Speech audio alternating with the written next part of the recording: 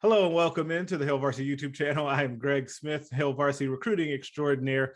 Today I am joined by a very special guest, Susan Peal, the NCAA Director of Governance, which is a very fancy way of saying, in my opinion, that you basically have all things to do with the transfer portal. Hi, Susan. How are you? Welcome in. Well, thank you for your invitation and happy to answer your questions today. Yeah, so I guess we'll start here. I guess, am I correct in your role when it relates to the portal? And I guess kind of explain your role with the NCAA. Yeah, so as you mentioned, I'm Director of Governance. So what I do, I manage the National Letter of Intent program that you're probably familiar with, the NLI, and I also manage the transfer portal, so oversee both of those programs.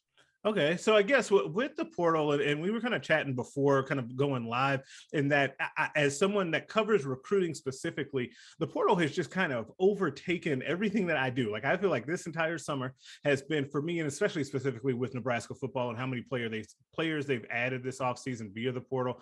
There's just been a lot of talk about that. It's become kind of a buzz thing within college football. But I guess, can you explain how the portal even came to be and the history of why it needed to be a tool for the NCAA? Yes, exactly. And, it is a buzz term, the transfer portal. And really, I don't understand as much as why people are so interested in it, because as I always explain, it is a compliance system. And that's really why it came about, because back in 2018, when we had Division I legislation, which was called permission to contact. Mm-hmm. And basically what that was, a student athlete could not have communication with a coach at another institution without first being granted permission to contact. So that was a compliance process where the student athlete would ask if they have permission to contact institution X, institution Y, Z, and that would be a decision by that institution whether they wanted to grant or not grant that permission to contact for that student athlete. So basically, they could block communication. There were always then the transfer rules, whether they could be immediately eligible or not. But that was that first initial step of even having recruiting conversations with another coach. And so what happened was in Division I, that legislation, permission to contact, was eliminated and replaced with notification of transfer. And so basically what that meant was the student athlete could then just tell the institution, hey, I want my notification of transfer to speak to other coaches about the potential of transfer. Now, it did not mean that I, as a student athlete, am going to transfer. It's just opening up that initial communication, and that's what we know as notification of transfer. So that was actually adopted in June of 2018. So in order to systematically manage that process, and for our coaches to be in compliance and our student athletes to be in compliance, that was the transfer portal. So it was to be able to show visibility of what student athletes have that notification of transfer. And if they're not in the transfer portal, then they don't have notification of transfer, so that coaches would know who can I talk to, who can I not talk to, based off of that visibility of their name in this transfer portal. And that really is as simple as it is. Regarding the transfer portal, compliance manages that. The student athlete does not enter himself or herself into the transfer portal. It's going to compliance, going through their process that they have, their institutional policies. And then it's the compliance administrator entering the student athlete in the transfer portal with some very limited information to start. Whether the student athlete is on athletics aid, whether the student athlete was recruited, and a few other important information, for the other institution to look at. And then beyond that, that's really what the coach has access to. Okay. But then the compliance administrators have a wealth of information that they need in order to certify the eligibility of that student athlete. If that student athlete does eventually end up transferring, because there's athletic history, there's academic history of that student athlete that's needed to actually certify that student athlete's transfer eligibility. So that's all available for the compliance administrators and not the coaches. Okay, so there's a lot there that I have follow-ups on, and I want to go back here. So because I think you said something important about the process of which a student athlete gets into the transfer portal, because I believe that, and I hear this from fans, that they believe that a student athlete just wakes up in the middle of the night, decides, hey, I'm going to enter into the transfer portal, like grabs their laptop or iPad, and they're in there. So, and you, from what you're saying, that's not necessarily the case. What is the process for a student athlete to actually enter him or herself into the portal? Yes, as I mentioned, every institution has their policies, and so they have a process for notification of transfer. So, what is that process at that institution? There's education involved first with that student athlete, and then if the student athlete does want to request that notification transfer, then the compliance administrator will enter that student athlete's record into the transfer portal. Okay, and so, and you mentioned kind of the information that is attached to a student athlete's name inside of the portal. So, are there then different levels, for lack of a better phrase, that of access to the information in the portal? There's only two levels. There's the level for the compliance administrator. As I mentioned, there's something called a transfer tracer, and that's been around 4 years as part of the transfer process. And again, that holds all the academic information, athletic history. When I say athletic history, the participation history, to know how many seasons of competition do they have remaining, did they previously receive a waiver, things like that. There are no athletic attributes in the transfer portal, so I think that's some misinformation. There's nothing about height, weight, anything. There's not even what position they play. So are they a quarterback? None of that is in the transfer portal, because again, this is a compliance system for our compliance administrators to manage that process. Again, clear that up. No athletic attributes are included in the transfer portal. Which is really interesting, because I think that may be one of the biggest misconceptions out there, is that like a coach, say a basketball coach, can go and look at the portal and they see who's out there, and you can sort by position and points per game and assists per game and all of that, and that not being the case, I think clears up a huge misconception that's out there. I guess, what other misconceptions then do you think there are about the portal at this point? I think another would be just the number of student athletes who enter the transfer portal versus the number that actually transfer. Okay. I think everyone seems to think any student athlete who enters the transfer portal is going to transfer.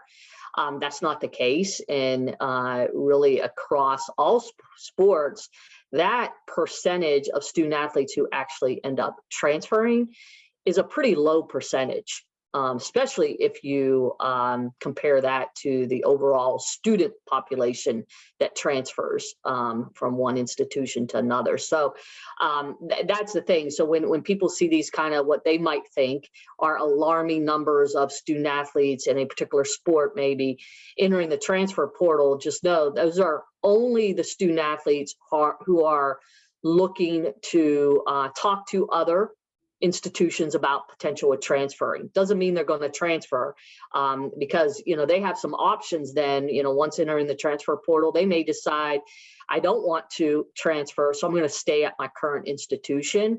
And so therefore the record would have a withdrawn status. And then later, if they actually do end up transferring, the record would show a matriculated status, meaning that they did end up transferring, so that we, from a data standpoint, really can have a good understanding of the transfer landscape for potential legislation, for example, because you have to be able to make educated decisions whenever you're looking at potential change of NCAA legislation. But most importantly, I mean, so that our student athletes and their parents, when they're weighing these decisions, can look at, okay, what do the numbers show us? What's the data look like? And we have a dashboard now on our NCAA website where anyone can go and look at just what the numbers look like per sport, per gender, per scholarship versus non-scholarship, and so on. There's all kinds of data points. Yeah, and that's where I wanted to actually go next with you. Was I noticed that dashboard went live here recently, and I guess was that then what were the kind of reasons behind wanting to put that out there, aside from like I guess having the parents and student athletes be able to make those informed decisions, but was it also colored by having the public to have more information? I guess what went into wanting to put together that dashboard? No, you said it, so that there are informed decisions based off of the data. That really was what was behind that, because we were hearing from student athletes and parents that they wanted to be educated on, what's the risk, with asking to, enter the transfer portal, which is, asking for their notification of transfer, and they can run those numbers and see, in a particular sport, this is what it looks like. And then weigh those decisions on their own. So that really was it, to give, that public facing of what the numbers look like. But certainly it's for our parents and student athletes to review the information. And then I guess on the flip side of that, with the actual transfer portal, and this is one thing that I feel like comes up a lot, maybe from media and from fans. Has there ever been kind of a discussion to make the actual transfer portal open to the public and to more people to be able to see who's in there? No, and the reason why, going back to my original, it's a compliance system. We have all kinds of compliance systems because, as you know, we have a lot of eligibility, recruiting rules, financial aid rules, and so on. And all of those things are embedded into our portals. That's how our compliance administrators are able to do their day-to-day work. And so, you can't see this information because, again, it's protected by, there's academic information in there and financial information, things like that. And so when did it become, and see, this isn't what is fascinating to me, because I can completely understand how from you guys' point of view, it's, hey, this is a compliance tool. And we didn't necessarily think that this would be something that you had all of these people trying to get access to for the purposes of like reporting or just like doing news. When did that kind of become a topic for you guys, when you realize that, wait a second, there are a lot of people that actually want access to this thing or have way more interest in this than any number of our other portal systems that we have in place?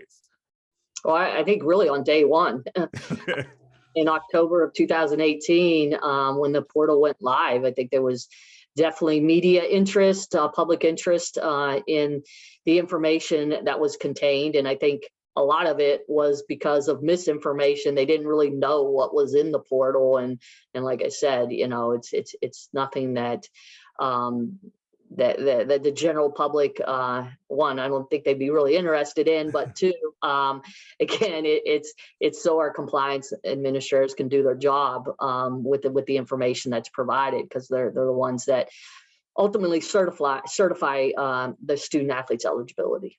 Okay, and then when it comes to the information that is attached to the student athlete's name, whether it's the information that, say, coaches can see, like, how did it get determined what information is attached to that student athlete's name? Yeah, again, going back even, when the legislation was being considered for notification of transfer, there was transfer working group made up of athletic administrators, coaches, student athletes, and all of them weighed in on what information should be included, along with our compliance administrators through an advisory group. So there was a lot of input, and again, we really tried to replicate what the process was before the portal, back when it was permission to contact, what type of information was available through permission to contact, and then what type of information was available when compliance administrators were looking to certify the eligibility. And really, the transfer portal replicated that same type of information, that same access. So, for example, when I say coaches have very limited access access to information in the transfer portal, because again, it replicated what information did they have access to before the portal. Gotcha. And then how does it, so then as you go through the process of then building the portal off of replicating what was going on before, I guess, what's the challenge then in trying to continue to push it forward and make changes to it? Are there certain time periods where you guys have to wait to be able to make changes, or how does that kind of come about kind of working through making future changes to it? Yes, that's a good question. We're always making enhancements to the transfer portal. In fact, we're on version 4.0. 5.0 comes out August 1st. So every August 1st, there's a new version of the transfer portal, just basically enhancements that our compliance administrators need.